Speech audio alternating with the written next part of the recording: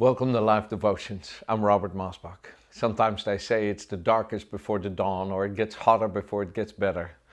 I think about King David, who ended up in a city called Ziklag. That was not necessarily the best place for him to be. He only ended up in that place because of fear. He ran there in a time when his conscience felt he had made some mistakes. And he was living in this place in Ziklag and got involved in all kinds of situations he shouldn't have gotten involved in. I mean, it got pretty bad. And while he was away one time, that city where he lived, where his wife and children were, got invaded. And the city got burned down, and his wife and children and everything got taken away. When he came back home, it was burned to the ground. There was nothing left but a smoldering heap. His heart sank within him. He had some 600 men that worked with him. Their hearts sank because their houses were gone. Their wives and children were gone. They were so depressed that they tried to take it out on somebody, and they were talking about stoning David because they felt it was all his fault. I know that's some of the natural reactions we can all have sometimes, that it's somebody's fault that we are in the predicament we're in. You know, friends, that is the wrong direction to go when you're in trouble.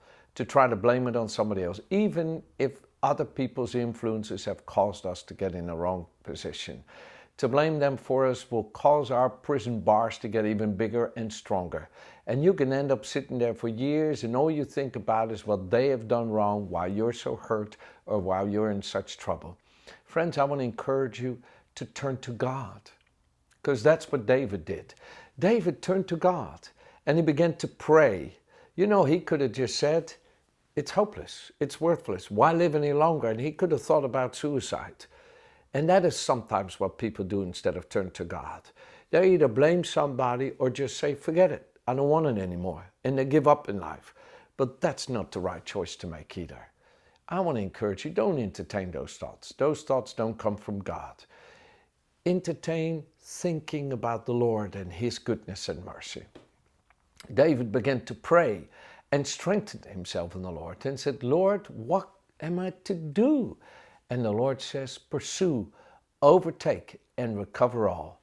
And this is the word of the Lord for you today. Come on, pursue the answer, overtake it, and recover more than you ever had before. Because God is a restoring God. He will restore to you all that you've lost. And friends, then you won't be busy what others have done that's caused you to get into trouble or your own mistakes. No, you'll be busy thanking God. You'll be busy praising God. You'll be busy blessing people. That's what God has for you today. He wants you to break through into the blessing part. David started to pursue the answer, but he didn't know where to go. But he started to believe. First he had prayer, then he had the word of the Lord, then he had faith, and then he had some action. He started to just go to try to find the answer. Now come on, you want to turn to God, pray to God, get some faith through His word, and then start pursuing the answer. When he started to pursue the answer, he must have been encouraged, because you know what happened? He saw a young man laying by the wayside who had been like robbed or hurt or wounded, whatever was the situation, but he saw him and he was moved with compassion for him. So he started to help him and give him some food and heal his wounds and take care of him. And he said to the boy, what happened to you? What happened in your life?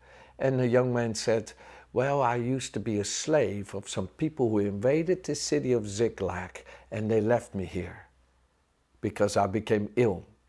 He said, do you know where they've gone? And the young man says, yes, I know exactly where they are.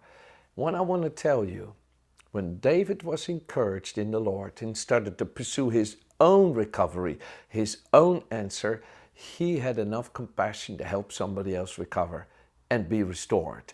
And when he helped somebody else, it unlocked the door for him. He didn't just recover all that he had lost, but he recovered much more.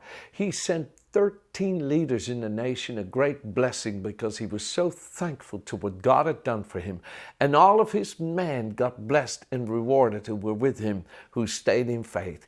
I want to encourage you today. You know, God would love to turn your situation around and make you a source of the blessing. He doesn't just want you to recover, but he wants you to be restored, that you will have more than you ever had before, and that you know it's God's goodness who's done this for me, and you want to bless everybody else. So show some compassion to somebody today. Help somebody and unlock the door to your own recovery and victory.